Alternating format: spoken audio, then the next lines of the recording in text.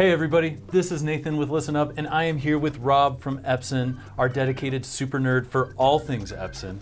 And we're here to talk about some of the new Epson projection products that are out there. Rob, thank you for being here. Appreciate Nathan, this. it's my pleasure. I'm super excited to be here to talk about projection, talk about Q Series, to answer any and all questions that you have. Projector is my very favorite category. I'm thrilled every time I get a chance to do this. Perfect. Glad to have you. I've got a lot of questions for you, so you're going to have to bear with me. And I'm sure a lot of people will have questions as well. And feel free to go ahead and put those in the comments.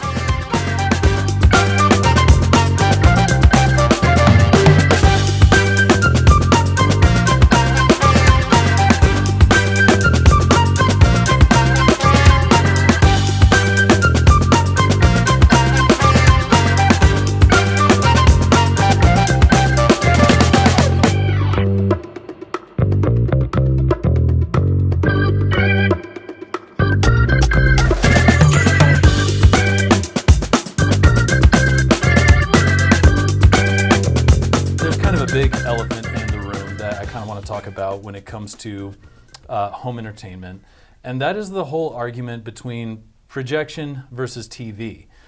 We found TVs are getting bigger, they're getting cheaper, and they're getting better all at the same time. There's a lot of temptation to just move to a large TV for your dedicated home theater or multi-use room and forgo kind of some of the extra, I don't want to say hassle, but the extra considerations that go into projection, right? Yeah, there's the projector position, the size of the screen, light in the room, so many things that you have to worry about that a TV just doesn't seem to have to worry about. Agreed, yeah. Yeah, but there is something magical about projection. There is something that makes it larger than life. What does projection have to offer that TV still can't? Great question, and it really is fundamental to understanding what Epson is trying to do specifically with the Q Series. So the first easy question, of course, is the larger your image, the more immersive the overall experience. Now, most people, after doing this for about a decade and a half, most typical kind of North American families are sitting somewhere in the 10 to 12 kind of foot range. Now, there's a couple of standards that are floating around from either THX or the Society of TV and Motion Picture Engineers. I personally have kind of blended those two standards together. If you're sitting 10 feet away, you should be looking at about 100 inch. If you're looking 12 feet away, about a 120 for a nice immersive experience. Now, again, you have TVs that are nearly that size today. So are there other benefits besides just size? And I would say there are two. The first is how a projected image actually looks. For our kind of human, not quite yet robotic, biology is concerned, we perceive our entire world through reflected and refracted kind of light. And a projector provides that kind of viewing experience. The light is projected onto the screen, it is diffused, it is reflected back. It's very natural, it's very pleasant, it's very easy to watch for long periods of time. With television, as amazing as TVs are, I've spent years on the TV side of the business as well, there could come a point where, for me, and this is a personal opinion, where the television image can almost become too kind of scientific, like almost too clinical. It loses something when the sharpness continues to go up and up and up and up and up, and I lose kind of some of the art, I lose some of the kind of feel. It feels a little more abstract. That's one. The second one, as you go larger and you want this immersive experience, I hate to tell it to you, but audio plays a significant role in driving the immersive experience of any piece of content, whether it's, a movie or a TV show or some dang Hallmark commercial that gets you all teary-eyed, during the holiday season. Audio plays a huge role. And televisions from an acoustic perspective, I'm not talking about TV speakers, but I'm talking about the effect on acoustic performance that a 100-inch piece of glass hanging on your wall has to the overall experience. And the answer is it's quite detrimental. With projector screens, not only can you avoid that, but you can potentially even go with a woven or perforated screen to allow it to be acoustically transparent. So from an overall solution, there are some very nice things that projector still brings to the market. despite the fact that TVs have gotten larger and larger and larger. It is important, however, and we can talk about this more in a moment, that projectors continue to distance themselves and to validate themselves on their own merits, to separate themselves from TV. And kind of the key to that is brightness, which we can talk about when we talk about why the Q Series is unique and different. Certainly. I mean, those are a lot of good points. I love theaters where you can hide the speakers, and yeah, it does get immersive. And again, back to that point where you said that that abstractness that we get through a reflected image rather than the source light we get from a TV, which can sometimes be very fatiguing as well. Yeah, those are all things that I think we've noticed in our own showrooms. One thing that projection has always struggled with, though, and we see solutions when it comes to lumen output and, of course, various projection screen materials that are out there, is the constant fight with ambient light. Ah, yes. Yeah, 100%. It ruins everything. You know, and that really is kind of the crux of the challenge when it comes to projection, because when you think about, we talk about contrast a lot in any video system, right? We want to talk about contrast, and contrast is king. Contrast compared to color, compared to resolution and detail, contrast has more of an effect on our impression than anything else, right? And in a projector, of course, the joke I've been telling for years is, tell me how your projector that shoots light beams makes black, right? Right, and yeah. It doesn't, right? So the darkness kind of component of contrast comes from the environment, right? So there are two ways to get good contrast with a projected system.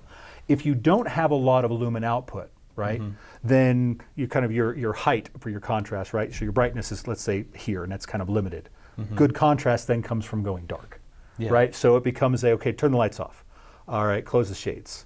Your walls are eggshell colored? No. We're going to go earth tones. Even better, we're going to go like black. Change your pants. Those are too reflective for my theater room, sir. Yeah. You know, it's like you have to pull down to get contrast good. Right. Now the other solution, however, that we typically don't think about is you can go bright instead, right? Because the way that we perceive information is all based on comparing two things side by side. It's all relatively based. Even and I'm sure you've seen this, even in a bright room on a white screen, I can project a checkerboard pattern and ask you, what color is this black square? And you'd say, well, it's black. It's not. It's the same color as the screen. It's actually white. Right. But your brain is screaming, no, it's black because the thing next to it is so much brighter. Right. So brightness is the other way you can solve the contrast problem. The challenge for a long time has been, you need a lot of brightness to do that, and it hasn't been available in a projection system. So the only solution has been to go dark. Right. And that's been the limiting factor. So ambient light is still a consideration that you need to think about whenever you're going to a projection system. There are several ways to account for it, but it is something that must be accounted for. That seems completely reasonable. That kind of makes sense. We can adjust our output and kind of our light floor at the same time. Right. I do want it to go on record that I need to change my pants only because they reflect too much light. That's right. No other reasons. Yet. Nothing to see here, sir. Yeah. So perfect. All right. So obviously, tell me where Epson is addressing these issues. We've been familiar with the LS12000 as kind of the flagship projector from Epson. It's been a great solution, and we've installed these in many houses because not only is it an affordable solution, but it is a high-performance solution at the same time. Really good brightness, really good detail, can support 4K. Where is the Q Series coming in here, and what is it addressing that the LS12000 cannot? Excellent question. So Q Series is essentially derived from a question that Epson asked itself several years ago, which is there a way to take the high brightness performance and experience that we have in our commercial projectors that go up to 20, 30,000 lumens and place that in a residential projector? Tune the performance through processing and through other technologies to make a projector that can deliver really high fidelity video in addition to just high brightness. So that's where the idea for Q Series kind of came from. It's this leveraging of the commercial experience with brightness. But there were several caveats that had to be addressed. First was the picture quality can't be lost just because we want to achieve high brightness, which is typically a balance act you have with commercial brightness, right? It's all about the lumens. Picture quality takes kind of a second seat in terms of resolution and motion. It's like bright is number one, right? Second was it needs to be compact and it needs to be quiet.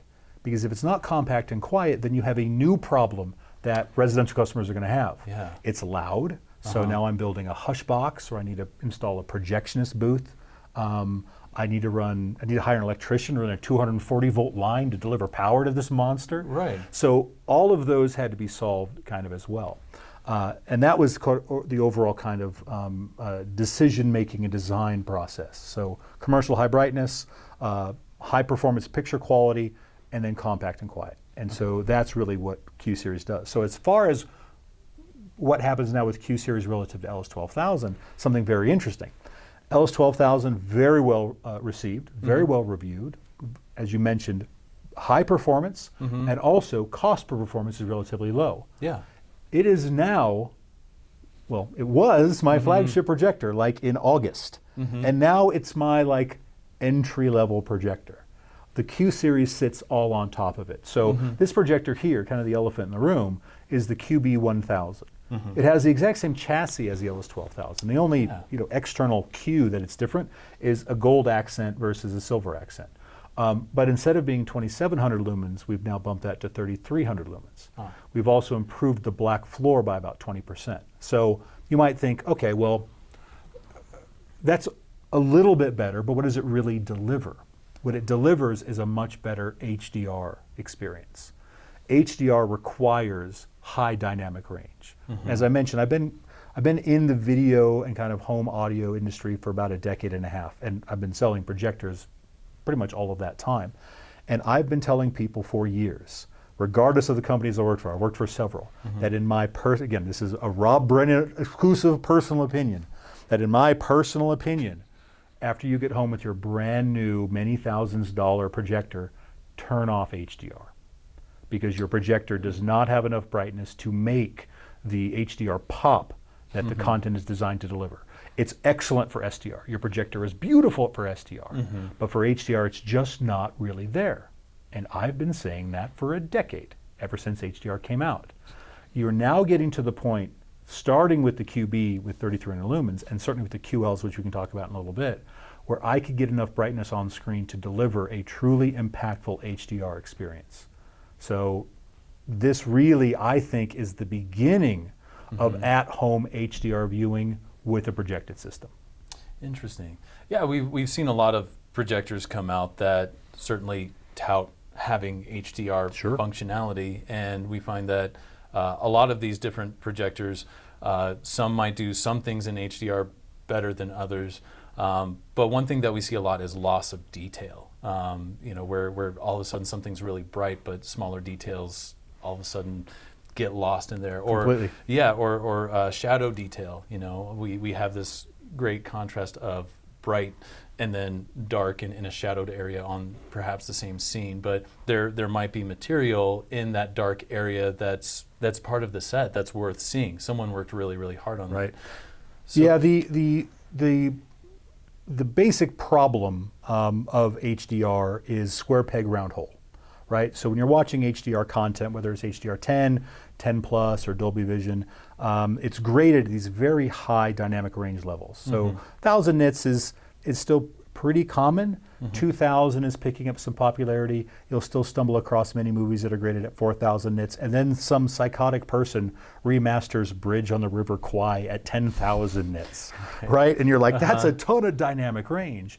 And you feed that into your projector that, again, conventionally, let's say around 2000 lumens, and again, conventionally, let's say around a 120-inch screen, that's 140 nits of dynamic range potential. And I need to convert 2,000, 4,000 nits of signal into like 100 nits of actual performance. And so you have to make decisions. Every manufacturer makes slightly different decisions when it comes to tone mapping, which is what we're talking about, but they have to say, okay, what am I going to sacrifice?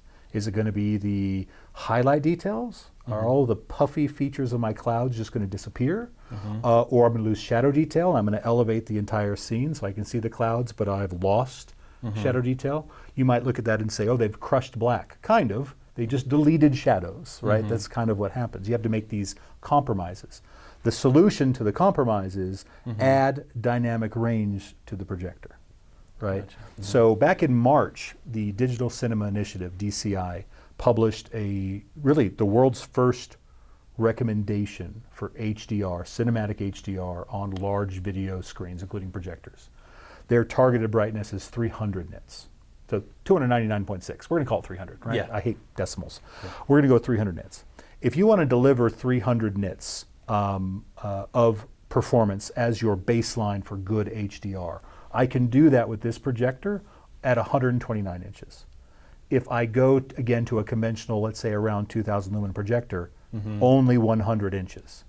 And if I'm limited to 100 inches, we go back to your very first question. Why not just buy a TV? Right, they're that big anyways. Right? Yeah, they're that big, the audio's included, it already has Netflix, it's like, forget about it. Yeah. And so brightness solves a lot of these problems. It solves are projectors relevant problem. It solves the, is HDR effective on a projected system? And then the third thing that really high brightness solves is, can I turn on the lights and can I put a projector in a room that's not dark? And I mentioned that a little bit there are two ways to gain contrast. Right. So those are the elements of high brightness and how they can be used to create these really unique kind of experiences for consumers based on whatever space they want to illuminate. Yeah, okay. Makes sense. So we're going to pivot a little bit. Sure. Since we've covered HDR, which of course is going to be something that is we're going to see be necessary in more and more systems. But one thing that is already kind of a bit of a standard is resolution, right? 4K used to be something that is, this holy grail, right? It used to be aspirational. Yeah, and now absolutely. Now it's standard, Yeah, right? my phone has it. Exactly. People are streaming 4K content all the time, and so all of a sudden, yeah, we need 4K. We have TVs and equipment that's now going up to 8K, but 4K at 60 frames per second or even 120 frames per second, that's becoming a basic standard. human right. Yeah, there you go. We all deserve it. 100%. Yeah, so how is Epson handling 4K? Because native 4K is definitely, it's a sizzle. It's something that a lot of people are drawn to, is being able to do 4K instead of 4K, as you put it, the pixel shift, making up for not being true 4K. Does it make sense to be native 4K? Epson has done really well with pixel shift. Is there a reason that Epson would continue to employ pixel shift? Absolutely. There is a reason. We've been talking about it this whole time. The reason is brightness. Oh. So essentially, and you brought up a great point, right? 4K and resolution.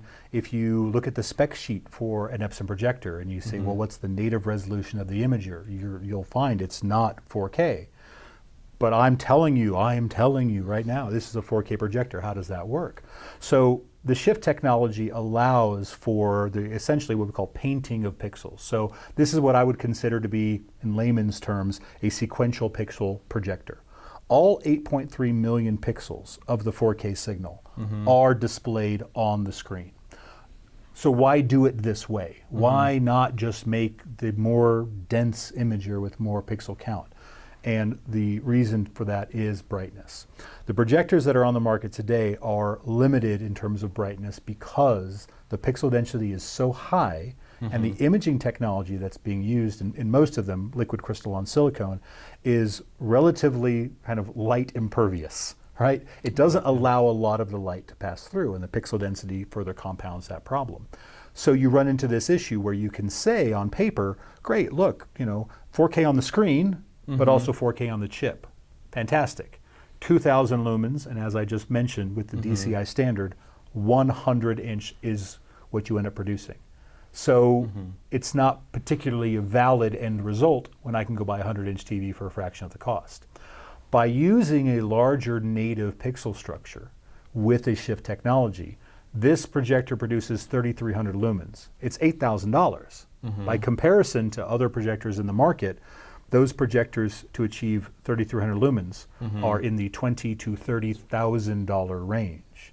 And when you get into the QLs, where we're talking 6,000 or 10,000 lumens, we're talking those are 1/3 of the price and like 1/4 the size of these much larger projectors, where everything has to get really big in order to get really bright. And the downside with a projector the size of this coffee table is that few consumers have the space to make that work. Yeah. And so that's the reason. And I've made the joke sometimes when I talk about this, it's like, Epson, doesn't that just sound like 4K with more steps? Yeah, it's true. It's a great joke. And it is 4K with more steps. But there's a reason for it. And the reason is it is the linchpin of the brightness conversation. And if we can't have a brightness conversation, then projectors continue to get kind of pressured from television on the small side and video wall, although wildly expensive today, that will change in the future. Yeah. And so brightness is required for projection kind of viability and performance. Gotcha. So in short, if we were to wrap this up, by employing a very advanced pickle shift. Yep, we'll shift our pickles. Pixel shift. We shift all of them. When we shift our pixels, we're getting better efficacy out of our projector, rather than kind of focusing all of that energy on, of course, having more pixels, but not the same output. Well, exactly. And at the end of the day, I'm happy to take the comments and the jabs sometimes people give with, oh, it's shift. The result is what really matters is the pixel count on screen. Right. And both kind of conventional, as you mentioned, kind of this holy grail now basic human right of 4K. It can be produced one of a couple ways. All of the ways that it's produced, whether it's native LCOS or whether it's shift or even single chip DLP, one color at a time, potentially with or without shift on top of that, all produce 4K on the screen. There are various advantages and disadvantages to how you produce the 4K. The clear advantage in this case is brightness. And brightness as a key of driving contrast means that for any person sitting down and looking at two different images, with one being significantly brighter and more contrast, their eyes going to be drawn to that one immediately and say, that's the one I like. Right. Absolutely. And so that's the reason for doing it. I'll give you one last little anecdote. Several years ago, this is actually before I came to Epson, Epson produced a native 4K imager in a projector using liquid crystal on quartz instead of silicon, right? But it was still the same technology. The end result, it was just as bright as everybody else's. So it doesn't change any kind of general performance. It doesn't change the outlook of projection. It doesn't provide a new solution or new experience. It's just a, oh yeah, me too, kind of, we can do this like everybody else, but nothing else changed. Yeah. So it's not a matter of not having the technology available. It's just that Epson is pursuing a better solution. I think overall, for the reasons we discussed, HDR is the biggest one for me. I'm a huge HDR fan. I was on the team that launched the world's first 4K projector, 4K TV, HDR projector, HDR TV. I'm in this, man. I love this video stuff. And HDR is this incredible artistic tool that directors and cinematographers have. And the fact that I think too many people, unfortunately, that do the correct thing and buy a projector, end up watching kind of not all that great HDR, I think is a huge bummer. And it's something that as an industry we need to fix. Gotcha. So in regards to the QB1000, since we've got it here, what are situations that are a good fit for this projector, and what are situations that are not a good fit for the QB1000? Great question. So with the QB1000, as I mentioned, 3,300 lumens. Now, while this is brighter than other competitive models in terms of the same price category, 3,300 lumens I would still consider to be in the vein of, this is for darker, certainly light-controlled kind of environments, right? If you want to turn on a little bit of light every once in a while, okay. But this is not necessarily game-changing at this point, outside of the HDR impact, which is superior. But if you wanted to say, I want to deploy a super large screen, it's still only 3300 lumens. I would still limit this to around the 130-inch kind of range. You can go larger, but I'm a standards guy. I like that DCI said 300 nits is a target. Right. So I would encourage someone to try to hit it and stay close to it. So around 130 inches, which is where most people are kind of shopping in their most home theaters.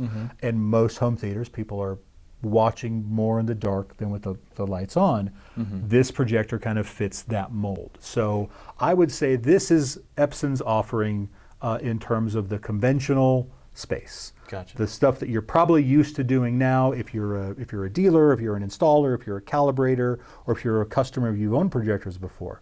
This is Epson's version, and the emphasis is on HDR. The QL models are like, this is new kind of territory that we're going to strike out into. Right. And actually, that's a good segue, because I have a lot of questions about the QL series. I mean, this is, breaking convention is always something that I think we all get excited about, right? Especially with projection, which for a long time, as we've said, is very limited to its environment, right? And so we expect light-controlled rooms. We expect up to a certain size based on projectors. What's going on with the QL series, and what standards is it challenging, and what conventions is it breaking? Yep, I think there are major convention that it's breaking is really this from both a kind of a customer standpoint and from someone who sells or installs or calibrates projectors. If I'm talking to an individual and they say, I'm looking for a display solution in my living room, no one even thinks about a projector. It's just, what TVs do I have in inventory? Okay, what's the right size? Right. Or, if you're selling a TV, it's like any spiffs. Yeah, It's like we don't even think about it. Projection is a non-starter in that environment. And there are major downsides to doing this. I mean, when you think about your living room, or pretty much anyone's living room, or primary kind of living spaces, our furniture, our lives are oriented around this big rectangle we have hanging on the wall, right? All praise him with great praise, right? My couch is pointed at it, my chairs are pointed at it. I live just down the road here a little bit. I have a view out of my living room of Pikes Peak. I don't look at it because my TV's on the opposite wall. Right? Of course. Why would I look at Pikes Peak when I can watch Judge Judy? Obviously, right? And so when you think about kind of those environments, we don't even consider projection. But with sufficient brightness, I don't care if your lights are on. I don't care that your walls are painted white. I don't care that you want to watch, again, Judge Judy is the best daytime TV judge, and you want to watch Judge Judy in the middle of the day. That can be achieved. Brightness is the solution to achieving it. So that's the convention that is completely broken.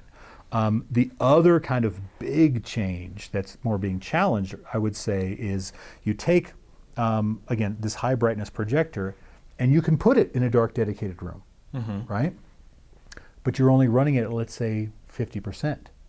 What that means is you can deliver that dark, dedicated room, cinematic, still 300 nit, let's say, HDR experience, and yet then when you bring your friends over and you want to watch sports, maybe you're watching the Super Bowl and you were happy about it or sad about it or ambivalent about it, I don't know, I don't know what teams you follow, right?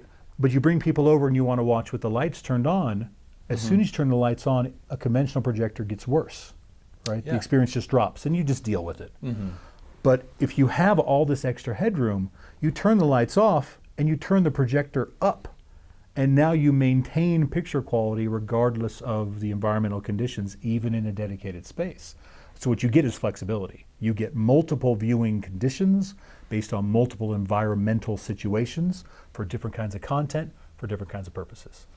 So it's really a projector that is able to, of course, be great in a dedicated home theater, does well in a living room that has a lot of ambient light and might be unconventional for traditional projection, but now we have a projector that answers the solution of multi-use rooms, which Right. means that now our room can be a high performance home theater experience, but it can also be a social center in our house as well. And the projection can be a part of that Right. in the big screen. And instead of everybody running down into the basement and hiding to watch the movie or watch the game That's separately right. from everyone else. You know, and if you're fortunate enough to have a home that has dedicated spaces for watching movies, there's something really cool about having a space that's like done up like that. It's the walls are dark and you got cool seating and maybe some cool movies. It's like that's awesome. Yeah. Right. That's great.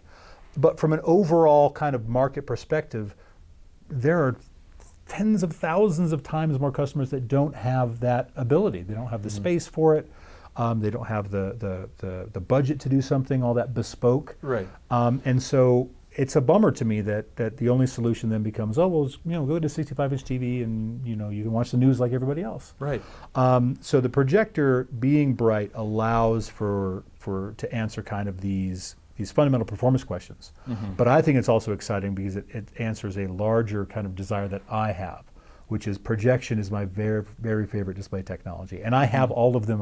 I have the mini LEDs with quantum dot. I got the quantum dot OLEDs. I've got all of them, and they're all glorious in their own regard. There's no doubt about it.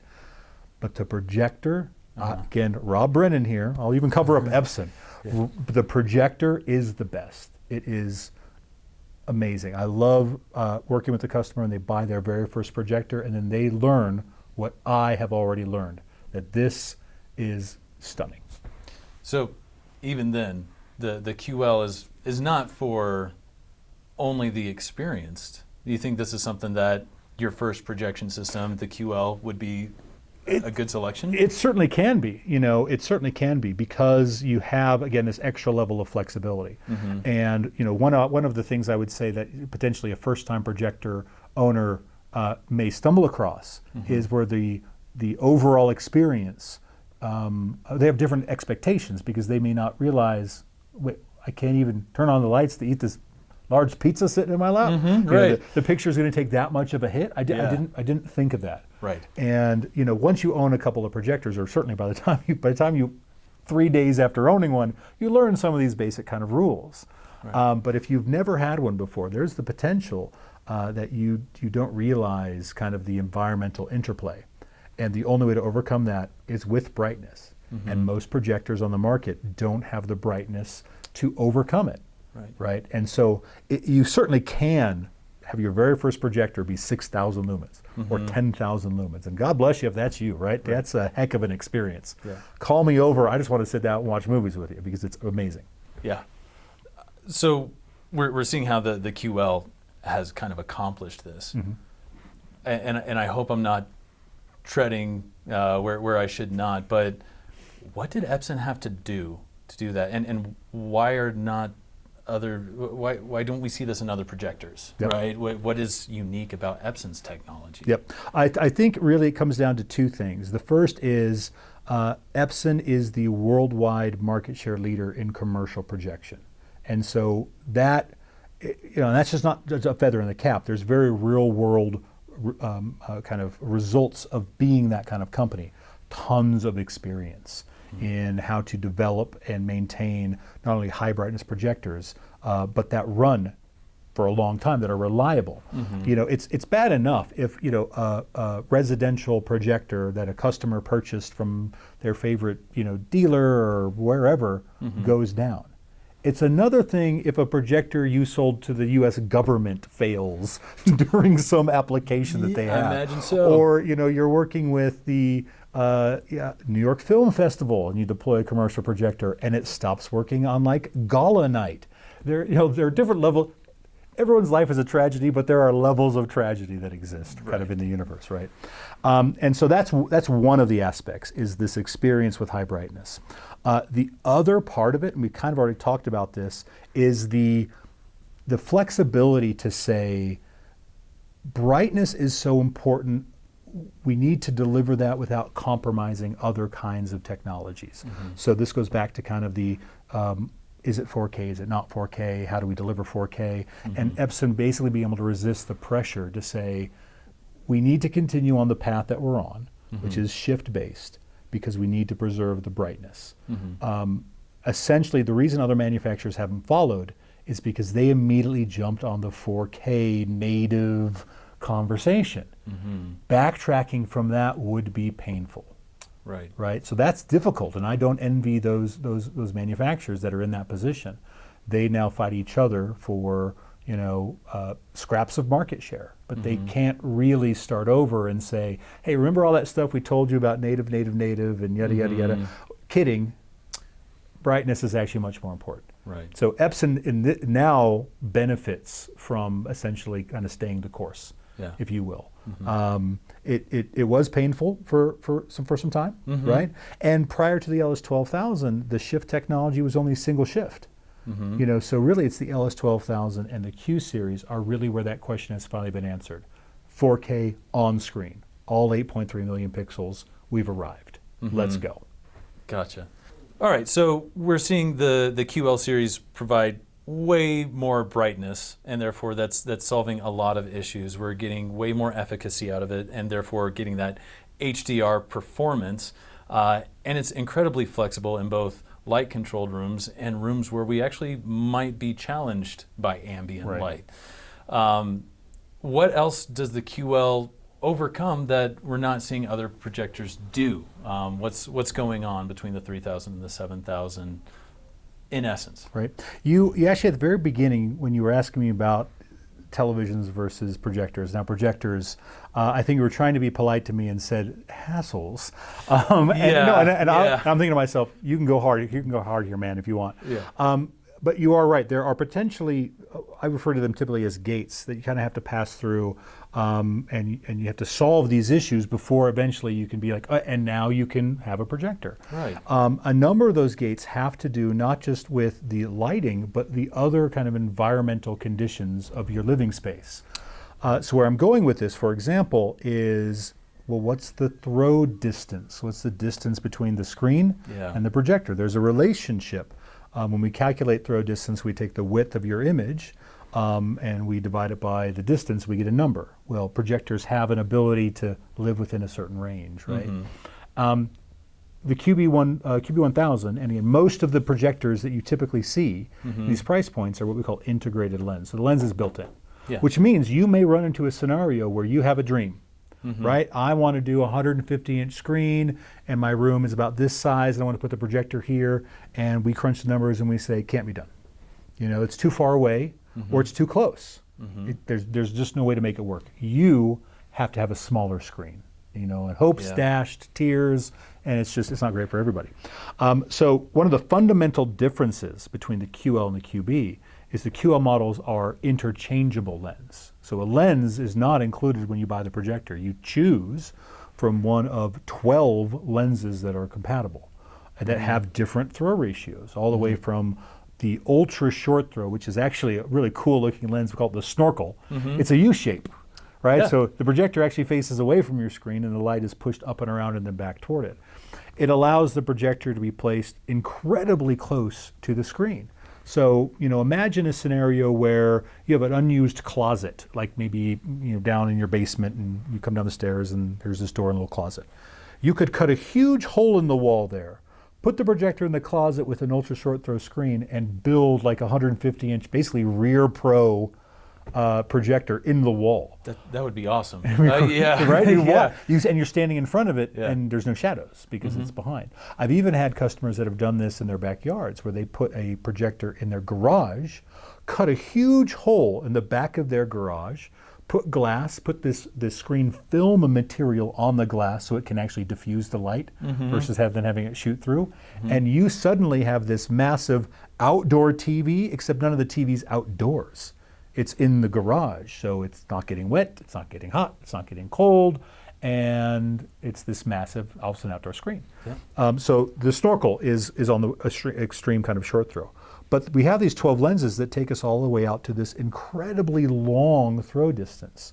So between all of the lenses, there's like 700 inches of flexibility from one end to the other end. Wow. So when someone says, well, I would love to do a projector, but I've been told my room is weird, I go, I'm super weird. Nothing's too weird for me, man.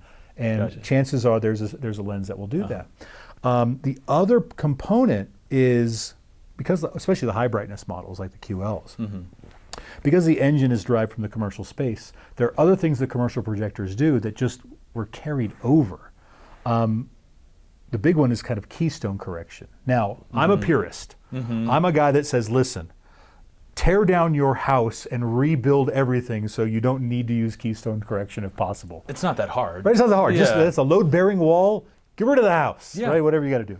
But there are scenarios I've run into where someone just can't use a traditional projector because they can't shift onto the screen. There's not enough optical shift.